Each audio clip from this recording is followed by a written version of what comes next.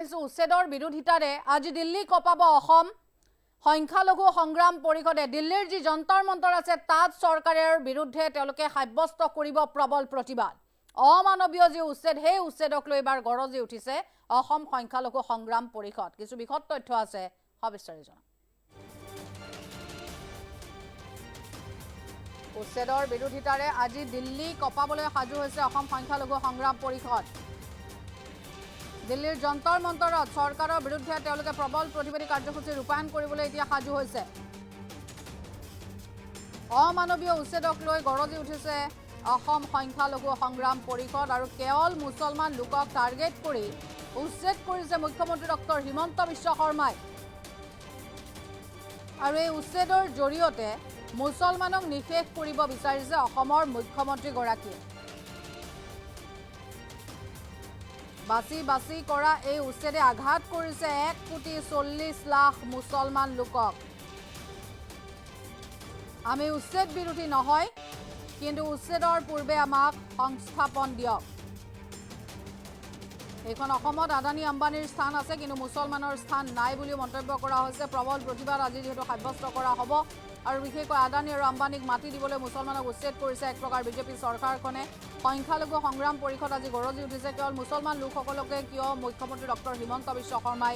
Target কৰি লৈছে বুলি কোৱা হৈছে উচ্ছেদৰ বিৰোধিতাৰে আজিৰ দিনটোতে দিল্লীৰ যন্তৰ মন্তৰ কঁপি উঠিব দিল্লীৰ যন্তৰ মন্তৰত আজি চৰকাৰৰ বিৰুদ্ধে প্ৰবল প্ৰতিবাদী কাৰ্যসূচী ৰূপায়ণ কৰিব অসম সংখ্যালঘু সংগ্ৰাম পৰিষদে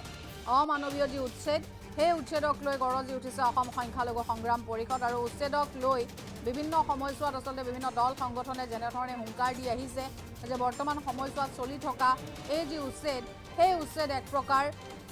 বিজেপি চৰকাৰখনে কেৱল সংখ্যালঘু লোকক টাৰ্গেট কৰাৰ বাবে কৰি লৈছে মুছলমান লোকসকলক বাছি বাছি এনেধৰণে উচ্ছেদ কৰা হৈছে 1,40,00,000 মুছলমানক আঘাত কৰাৰ বৰ্তমান সময়ছোৱাত চেষ্টা কৰিছে মুখ্যমন্ত্ৰী ডক্টৰ হিমন্ত বিশ্ব শৰ্মাই সমান্তৰালভাৱে তেওঁলোকে উল্লেখ কৰিছে যে আমি উচ্ছেদ বিৰোধী নহয় কিন্তু উচ্ছেদৰ পূৰ্বে আমাক সংস্থাপন দিয়ক আৰু এইখন অসমত আদানী আম্বানীৰ যদি স্থান আছে মুছলমানৰ স্থান কিয় নাই বুলি তেওঁলোকে মন্তব্য কৰিছে আদানী আৰু আম্বানীক মাটি দিবলৈ মুছলমান লোকক উচ্ছেদ কৰিছে এতিয়া বিজেপি চৰকাৰখনে উচ্ছেদৰ বিৰোধিতাৰে আজি দিল্লী কঁপাবলৈ সাজু অসম সংখ্যালঘু সংগ্ৰাম পৰিষদ দিল্লীৰ যন্তৰ মন্তৰত আজি প্ৰতিবাদী কাৰ্যসূচী ৰূপায়ণ কৰা হ'ব অমানৱীয় উচ্ছেদক লৈ গৰজি উঠিছে অসম সংখ্যালঘু সংগ্ৰাম পৰিষদ আমি ইতিমধ্যে উল্লেখ কৰিছোঁ যিহেতু কেৱল মুছলমান লোকসকলক মুখ্যমন্ত্ৰী ডক্টৰ হিমন্ত বিশ্ব শৰ্মাই টাৰ্গেট কৰি লোৱাৰ কথাই বাৰে বাৰে কোৱা হৈছে আৰু উচ্ছেদৰ জৰিয়তে মুছলমান লোকসকলক এক প্ৰকাৰ নিষেধ কৰি পেলাব বিচাৰিছে অসমৰ মুখ্যমন্ত্ৰীগৰাকীয়ে আৰু সেয়া তেওঁলোকে কোনো কাৰণতে মানি নলয় বাছি বাছি কৰা এই উচ্ছেদে আঘাত কৰিছে 1,40,00,000 মুছলমান লোকক আৰু ইয়াৰ বিৰোধিতাৰে আজি পুনৰ প্ৰতিবাদ সাব্যস্ত কৰা হ'ব মন্তব্য আছে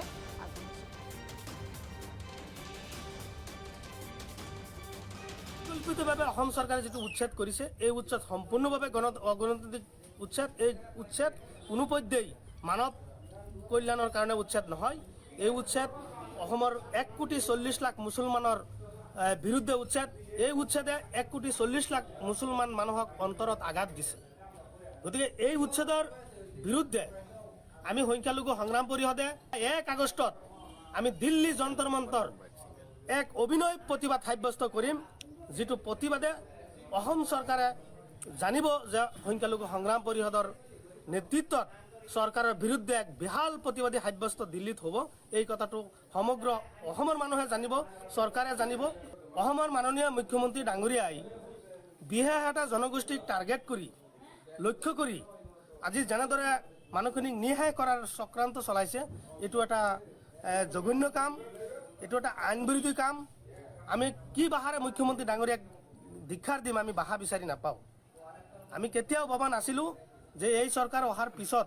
কেৱল মুছলমানক টাৰ্গেট কৰি বিশেষ এটা সম্প্ৰদায়ৰ মানুহক সন্তুষ্ট কৰিবৰ কাৰণে কেৱল 2026 চনত ৰাজনৈতিকভাৱে তেখেতে ক্ষমতাত থকাৰ কাৰণে 2026 চনৰ ৰাজনৈতিক বৈতৰণি পাৰ কৰাৰ কাৰণে নিৰ্বাচনী পাৰ কৰাৰ উদ্দেশ্যৰে বিশেষ এটা সংখ্যালঘু মুছলমানক টাৰ্গেট কৰি আজি তেওঁলোকৰ পৰিয়াল তেওঁলোকৰ সংসাৰ তেওঁলোকৰ ঘৰ বাৰী আজি নিহাই কৰিবলৈ যিটো উঠি পৰি লাগিছে ইয়াতকৈ আৰু ভয়ানক ভয়ানক কথা আৰু ভয়ানক ঘটনা আমি কোনোদিনেই জন্ম হোৱাৰ পিছত আমি অসমত দেখা নাই। যে অসমত কিন্তু আদানী আৰু আম্বানীৰ ঠাই আছে। আদানী আৰু আম্বানীক জাগা দিয়াৰ কাৰণে কিন্তু অসম চৰকাৰে উঠি ফুৰি লাগিছে। আৰু এই অসমৰ বায়ু পানী বতাহৰ লগত মিলি যোৱা সংখ্যালঘু মুছলমান আজি অসমৰ বিভিন্ন জাতি জনগোষ্ঠীৰ হৈ একেলগে মিলা প্ৰীতিৰে অসমখন আগবাঢ়ি লৈ যোৱাৰ ক্ষেত্ৰত যি সম্প্ৰদায়ৰ অৱদান আছে, আজি সেই সম্প্ৰদায়ৰ পৰিকল্পিতভাৱে টাৰ্গেট কৰি তেওঁলোকক ইয়াৰ পৰা আঁতৰাবলৈ চৰকাৰে বিভিন্ন ধৰণৰ চক্ৰান্ত লগাইছে, কূটনীতি চলাইছে। আৰু একে ঠাইতে কিন্তু আদানী আৰু আম্বানীক এই ঠাইতে কিন্তু জাগা দিবৰ কাৰণে চৰকাৰে চেষ্টা অব্যাহত ৰাখিছে। পৰিকল্পিতভাৱে অসম চৰকাৰে যিটো উচ্ছেদ কৰিছে, এই উচ্ছেদ সম্পূৰ্ণভাৱে অগণতান্ত্ৰিক উচ্ছেদ। এই উচ্ছেদ কোনোপধ্যেই মানৱ কল্যাণৰ কাৰণে উচ্ছেদ নহয়। এই উচ্ছেদ অসমৰ 1,40,00,000 মুছলমানৰ বিৰুদ্ধে উচ্ছেদ। এই উচ্ছেদে 1,40,00,000 মুছলমান মানুহক অন্তৰত আঘাত দিছে। গতিকে এই উচ্ছেদৰ বিৰুদ্ধে আমি সংখ্যালঘু সংগ্ৰাম পৰিষদে 1 আগষ্টত আমি দিল্লী যন্তৰ মন্তৰ এক অভিনয় প্ৰতিবাদ সাব্যস্ত কৰিম, যিটো প্ৰতিবাদে অসম চৰকাৰে জানিব যে সংখ্যালঘু সংগ্ৰাম পৰিষদৰ নেতৃত্বত চৰকাৰৰ বিৰুদ্ধে এক বিশাল প্ৰতিবাদী সাব্যস্ত দিল্লীত হ'ব। এই কথাটো সমগ্ৰ অসমৰ মানুহে জানিব, চৰকাৰে জানিব। অসমৰ মাননীয় মুখ্যমন্ত্ৰী ডাঙৰীয়াই বিশেষ এটা জনগোষ্ঠীক টাৰ্গেট কৰি লক্ষ্য কৰি আজি যেনেদৰে মানুহখিনিক নিহাই কৰাৰ চক্ৰান্ত চলাইছে, এইটো এটা জঘন্য কাম, এইটো এটা আইন বিৰোধী কাম। আমি কি ভাষাৰে মুখ্যমন্ত্ৰী ডাঙৰীয়াক দীক্ষাৰ দিম, আমি ভাষা বিচাৰি নাপাওঁ।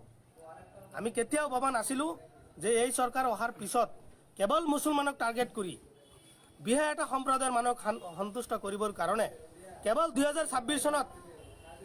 ৰাজনৈতিকভাৱে তেখেতে ক্ষমতাত থকাৰ কাৰণে 2026 চনৰ ৰাজনৈতিক বৈতৰণি পাৰ কৰাৰ কাৰণে নিৰ্বাচনী পাৰ কৰাৰ উদ্দেশ্যৰে বিশেষ এটা সংখ্যালঘু মুছলমানক টাৰ্গেট কৰি আজি তেওঁলোকৰ পৰিয়াল, তেওঁলোকৰ সংসাৰ, তেওঁলোকৰ ঘৰ বাৰী আজি নিঃশেষ কৰিবলৈ যিটো উঠি পৰি লাগিছে, ইয়াতকৈ আৰু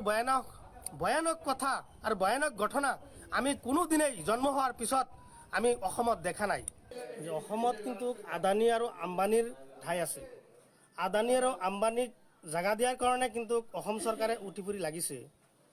আৰু এই অসমৰ বায়ু পানী বতাহৰ লগত মিলি যোৱা সংখ্যালঘু মুছলমান আজি অসমৰ বিভিন্ন জাতি জনগোষ্ঠীৰ হৈ একেলগে মিলা প্ৰীতিৰে অসমখন আগবাঢ়ি লৈ যোৱাৰ ক্ষেত্ৰত যি সম্প্ৰদায়ৰ অৱদান আছে, আজি সেই সম্প্ৰদায়ৰ পৰিকল্পিতভাৱে টাৰ্গেট কৰি তেওঁলোকক ইয়াৰ পৰা আঁতৰাবলৈ চৰকাৰে বিভিন্ন ধৰণৰ চক্ৰান্ত লগাইছে, কূটনীতি চলাইছে। আৰু একে ঠাইতে কিন্তু আদানী আৰু আম্বানীক এই ঠাইতে কিন্তু জাগা দিবৰ কাৰণে চৰকাৰে চেষ্টা অব্যাহত ৰাখিছে।